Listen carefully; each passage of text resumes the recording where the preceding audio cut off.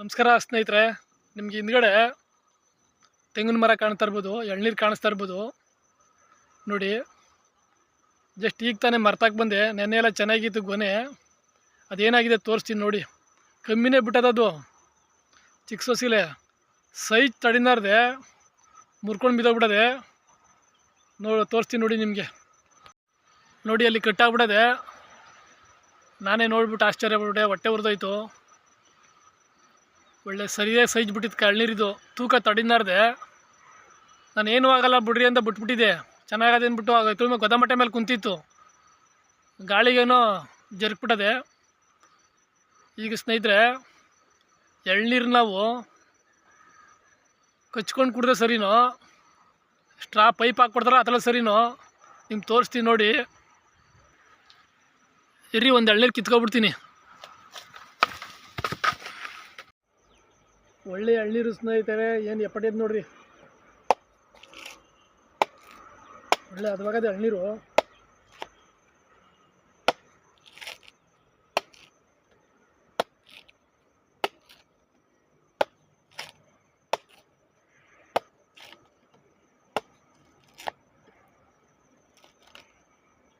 ಕಾಯಿ ಆಗಲಿ ಅಂದ್ಬಿಟ್ಟು ಕಿತ್ತಿರಲಿಲ್ಲ. ನಾವು ಬೇರೆ ಮರದಲ್ಲೆಲ್ಲ ಕಿತ್ಕೊಂಡು ಕುಡಿತಾ ಇದ್ದೋ. ಇದು ಎಷ್ಟು ಟೈಮ್ ಬಿಟ್ಟೈತೆ, ಒಂದು ಎಳ್ನೀರು ಕಿತ್ತಿರಲಿಲ್ಲ. ದಪ್ಪ ಆಗಲಿ ನೋಡೋಣ ಅಂತ, ಆದರೆ ಗೊನೆನೇ ಮುರ್ಕೊಬಿಡೋದಲ್ಲ, ಏನೂ ಮಾಡೋಕ್ಕಾಗಲ್ಲ. ವೇಸ್ಟ್ ಆಗೋಯ್ತಿದ್ದು ಇವಾಗ.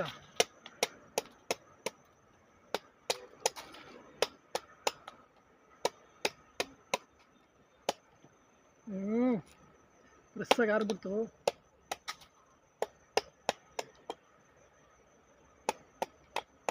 ನಾನು ಏನು ಹೇಳ್ದೆ ಸ್ನೇಹಿತರೆ, ಪೈಪ್ ಹಾಕೊಂಡು ಕುಡಿದ್ರೆ ಸರಿ, ನೀವು ಎಳ್ನೀರನ್ನ ಕಚ್ಕೊಂಡು ತುಟಿ ಮೇಲೆ ಮಾಡಿಕೊಂಡು ಕುಡಿದ್ರೆ ಸರಿನು ಅಂತ.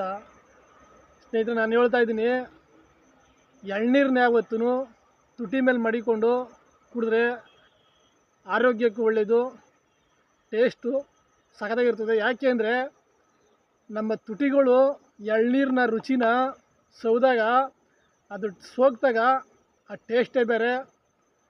ಕುಡ್ದಿರೋರಿಗೆ ಗೊತ್ತು ಅದು ತುಟಿಲಿ ಕಚ್ಕೊಂಡು ಎಳ್ನೀರ.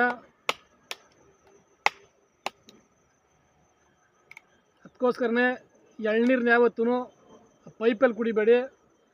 ಒಳ್ಳೆ ಹದವಾಗವೆ ಎಳ್ನೀರು. ಒಂದು ಮನೆ ಕಿತ್ಕೊಂಡು ಹೋಗ್ಬೇಕು, ಮನೆಯಲ್ಲೆಲ್ಲ ಕುಡೀಲಿ. ಈ ಥರ ತುಟಿ ಮೇಲೆ ಮಡಿಕೊಂಡು ಕುಡಿದ್ರೆ ಎಳ್ನೀರು ಆರೋಗ್ಯಕ್ಕೆ ಒಳ್ಳೆಯದು, ಟೇಸ್ಟು ಸಖತ್ತಾಗಿ ಸಿಗ್ತಾ ಇರ್ತದೆ. ಜನಗಳು ಪೈಪಲ್ಲಿ ಎಳ್ಕೊಂಡು ಕುಡಿತಾ ಇರ್ತಾರೆ, ಒಳ್ಳೆ ಇದು ಕುಡ್ದಂಗೆ. ಇದು ಕುಡಿದ್ರೆ ಅದ್ರ ಟೇಸ್ಟೇ ಬೇರೆ.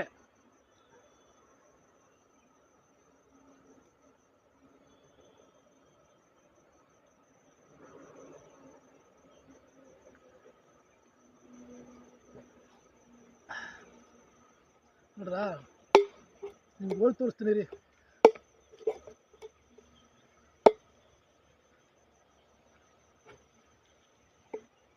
ಕುಡ್ಲು ಸಣ್ಣ, ಇದು ಉಲ್ಕು ಏನೇ ತಗೊಬಂದಿದೆ.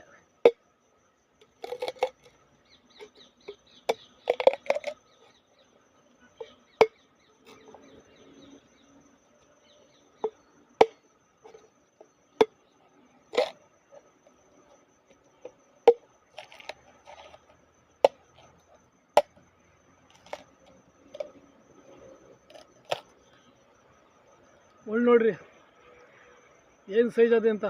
ಸೊಸಮರ ಕಾಯಿ ಆಗಲಿ ಅಂತ ಬಿಟ್ಟಿದ್ದೆ, ಹಿಂಗಾಯಿತು. ಏನೂ ಮಾಡೋಕ್ಕಾಗಲ್ಲ, ಬೇರೆ ಗುಣಗಳವೆ. ನೋಡೋಣ ಬಿಡಿ.